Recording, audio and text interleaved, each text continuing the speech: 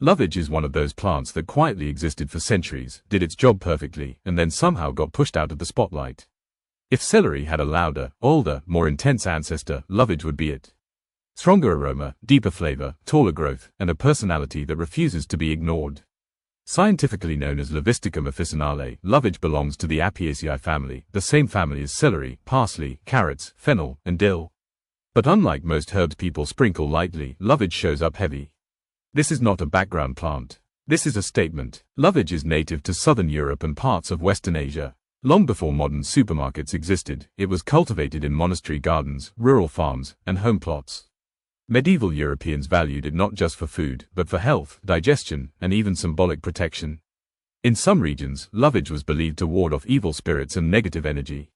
Whether you believe that or not, the plant's presence was strong enough to earn that reputation. Visually, lovage looks like celery that decided to grow wild and ambitious. It can reach heights of up to 2 meters, towering over most garden herbs. The stems are thick, hollow, and ribbed, while the leaves resemble flat-leaf parsley but larger, darker, and glossier.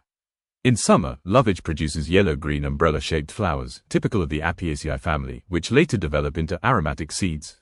And those seeds matter. Every part of the plant is usable. Leaves, stems, seeds, and even roots all carry flavor and function. Few herbs offer that level of full plant utility. The flavor of lovage is where things get serious. Imagine celery, but more intense, more savory, slightly peppery, with a natural umami depth. It almost tastes seasoned by default. This is why lovage has historically been used to flavor soups, broths, and stews without the need for extra salt. In fact, its strong savory quality made it a popular salt substitute long before modern sodium debates existed. In the kitchen, lovage is used carefully. A little goes a long way. Fresh leaves are chopped into soups, bean dishes, potato recipes, and slow-cooked meats. Stems can be used like celery, especially in stocks and broths. Seeds are sometimes ground or used whole in breads, pickles, and spice blends. The roots, though less common today, were traditionally boiled or infused for medicinal purposes. Across Europe, lovage found different roles. In Italy, it appeared in rustic soups. In Germany and Austria, it became a classic soup herb, sometimes referred to as Maggerkraut because its aroma resembles the famous seasoning sauce. In Eastern Europe, lovage was tied to both cuisine and folk medicine, especially for digestion and kidney health. Medicinally, lovage has a long resume. Traditional herbalists used it as a digestive aid, diuretic, and anti-inflammatory plant. It was believed to help with bloating, water retention, and mild stomach discomfort. Some cultures used lovage tea to stimulate appetite or cleanse the body. While modern medicine approaches these claims cautiously, scientific analysis confirms that lovage contains essential oils, coumarins, and bioactive compounds that explain its strong aroma and physiological effects. Nutritionally, lovage provides vitamins A and C, along with minerals like potassium and calcium. More importantly, its aromatic compounds stimulate digestion and saliva production, which is why it feels so satisfying in savory dishes. It doesn't just add taste, it activates the eating experience. Growing lovage is surprisingly easy, which makes its disappearance from modern gardens even stranger. It is a perennial plant, meaning it comes back year after year. It prefers well-drained soil, moderate watering, and partial to full sun. Once established, it is hardy, resilient, and low maintenance. Many gardeners describe it as unstoppable. One plant can feed an entire household for years. So why did lovage fade away?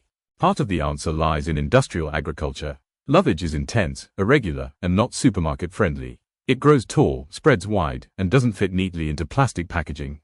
Celery, on the other hand, was bred to be mild, crunchy, and visually uniform.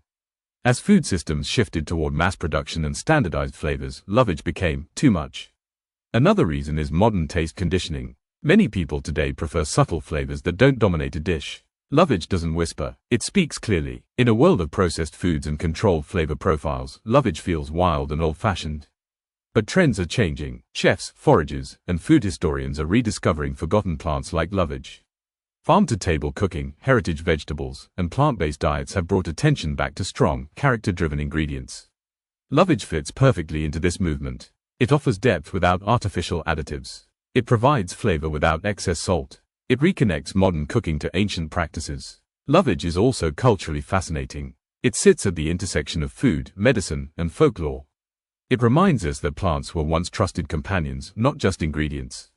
Growing lovage was an act of self-sufficiency. Using it meant understanding balance, restraint, and respect for flavor.